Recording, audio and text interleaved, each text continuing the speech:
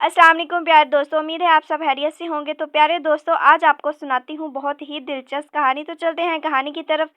उससे पहले अगर आपको मेरी वीडियो अच्छी लगे, आप मेरी वीडियो को लाइक, साथ में फातिमा इन्फॉर्मेशन चैनल को सब्सक्राइब और कड़ी बेल आइकन को ज़रूर दबाएं, ताकि मैं जो भी वीडियो अपलोड करूँ सबसे पहले आप देख सकें। महीन एक बहुत ही प्यारी बच्ची थी। वो अपने वालिदैन की इकलौती बेटी थी। वो रोज़ाना सुबह स्कूल जाती और घर वापस आकर कामकाज में लग जाती।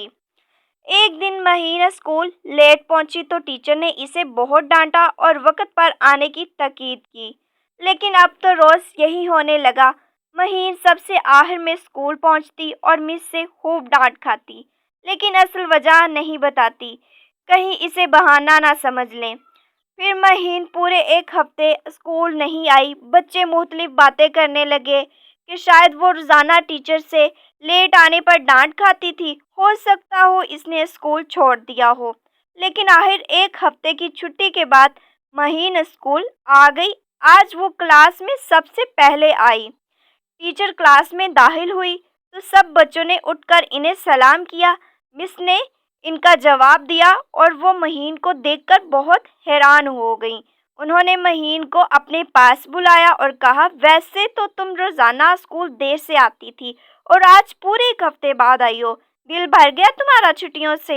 मिस गुस्से से इसे डांटे जा रही थी और महीन की आंखों से आंसू बहे जा रहे थे।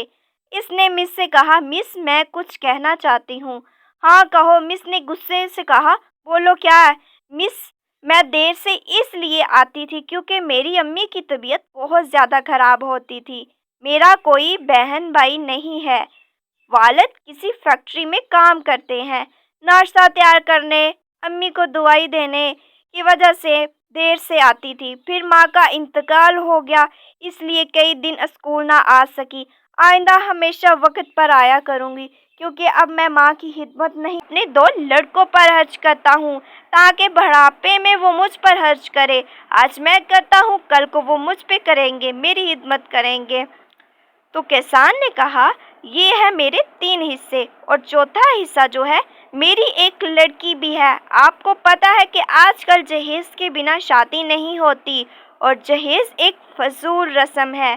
चौथा हिस्सा इस जहेज के लिए रखता हूँ। मेरी नज़र में ये रकम लुटाना ही होता है।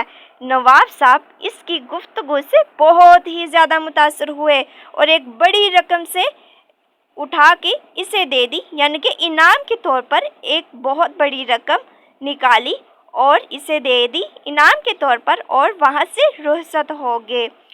तो प्यारे दोस्तों, ये थी अक्लमंद किसान की कहानी। उम्मीद है कि आपको मेरी वीडियो अच्छी लगी होगी। अगर वीडियो अच्छी लगी, आप मेरी वीडियो को लाइक ज़रूर कीजिएगा और शेयर ज़रूर कीजिएगा दोस्तों के साथ। मिलते हैं इंशाल्लाह बहुत ही दिलचस्प कहानी के साथ।